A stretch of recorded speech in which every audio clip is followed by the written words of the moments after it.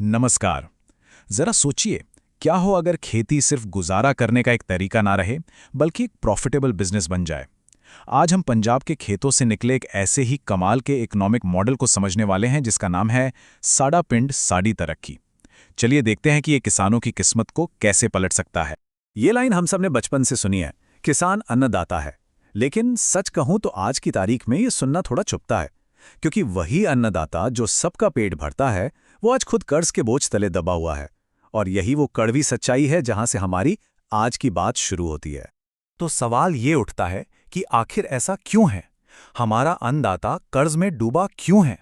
मतलब प्रॉब्लम की जड़ कहाँ है? और ये सवाल सिर्फ एक किसान का नहीं, बल्कि हमारे पूरे के पूरे एग्रीकल्चरल सिस्टम का है। इसका जवाब ना बड़ा सीधा सा है। हमने खेती को हमेशा सिर्फ पेट पालने का, गुजारा करने का एक जरिया माना।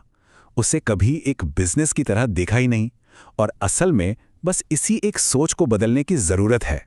तो ठीक है, प्रॉब्लम समझ आ गई, पर इसका हल क्या है? हल छिपा है एक बहुत बड़े बदलाव में, एक पैराडाइम शिफ्ट में। वो बदलाव है किसान को मजदूर से एक हिस्सेदार बनाने का, यानी एक शेयर होल्डर। अब जरा इस फर्क को समझिए। पुरानी हकीकत में क्या होता है, किसान एक मजदूर की तरह काम करता है और अपनी फसल बेच देता है। लेकिन इस नए मॉडल में वो एक शेयर होल्डर है, जिससे कंपनी के मुनाफे में से हिस्सा मिलता है, जिसे डिविडेंड कहते हैं। वो सब्सिडी पर निर्भर नहीं, बल्कि वो तो खुद सिस्टम का मालिक है। सुनने में तो ये सब बहुत अच्छा लगता है ना, पर सवाल वही है कि ये होगा कैसे। इसका पूरा ब्लूप्रिंट छिपा है 60-30-10 इक्विटी फॉर्मूला में। आइए समझते हैं कि ये फॉर्मूला काम कैसे करता है।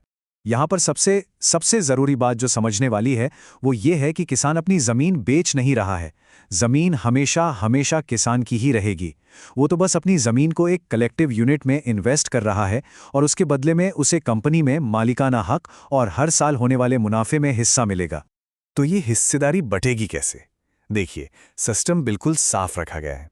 सबसे बड़ा हिस्सा यानी 60% जाएगा जमीन देने वाले किसानों को।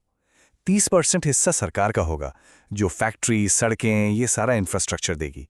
और बचा हुआ 10% वो आम जनता के निवेश के लिए खुला रहेगा। ओके, तो पैसों वाला स्ट्रक्चर तो समझ आ गया, पर जमीन पर असल में होगा क्या? खेतों में क्या किया जाएगा? यहीं पर एंट्री होती है स्मार्ट फार्म स्ट्रैटेजी की, जो कि एक 10 एकड़ का मास्टर प्लान है। अब इस 10 एकड़ के मॉडल को जरा गौर से समझते हैं। 5 एकड़ में तो अनाज उगेगा, जो हमारे देश की फूड सिक्योरिटी के लिए बहुत जरूरी है। 2 एकड़ में फल लगेंगे, जिससे किसानों को तुरंत पैसा मतलब क्विक कैश फ्लो मिलेगा। 1 एकड़ पशुओं के चारे के लिए और 1 एकड़ में लगेगी प्रोसेसिंग फैक्ट्री। और फिर आता है मास्टर स्ट्रोक। बचा हुआ 1 एकड़, उस पर होगी चंदन की खेती। ये जो 1 एकड़ चंदन है ना, ये सिर्फ पेड़ नहीं है। इसे ऐसे समझिए कि ये हर गांव का अपना पेंशन फंड है। ये वो लॉन्ग टर्म सिक्योरिटी है जो अगले 15 सालों में हर किसान को पूरी तरह से आर्थिक रूप से आजाद बना देगी। और कहानी सिर्फ फसलों पर ही खत्म नहीं होती। ये मॉडल तो पशुपालन में भी एक क्रांति लाने की बात करता है। मतलब जिन बैलों को हम अक्सर एक बोझ मान लेते हैं, ये मॉडल उन्हें एक कीमती एसेट में बदल देता है। और वैल्यू कैसे बढ़ती है, इसका एक छोटा सा उदाहरण देखिए। मशीन से जो तेल निकलता है वो बिकता है करीब 200 रुपए का। लेकिन वही तेल जब बैलों से पारंपरिक तरीके से यानी मतलब कोल्ड प्रेस निकाला जाता है तो उसकी कीमत सीधे 600 रुपए हो जाती है। 3 गुना। ये है असली वैल्यू एडिशन। इस पूरे मॉडल के पीछे की जो सोच है, जो फिलॉसफी है, वो भी बहुत दिलचस्प है। मतलब दौलत पैदा करने के लिए कैपिटलिज्म की तरह काम करो, एकदम एफिशिएंट। लेकिन जब मुनाफा आए तो उसे कम्युनिज्म की तरह सब में बराबर बांटो। वेल्थ को जनरेट करो और उसे कम्युनिटी में रीडिस्ट्रीब्यूट कर दो। लेकिन जब भी इतने बड़े प्रोजेक्ट की बात होती है, एक सवाल हमेशा मन में आता है, विश्वास का, करप्शन का। क्या ये पैसा सच में किसान तक पहुंचेगा? इसके लिए भी इस मॉडल में एक कह सकते हैं एक नॉन नेगोशिएबल शील्ड है, एक अटूट सुरक्षा कवच।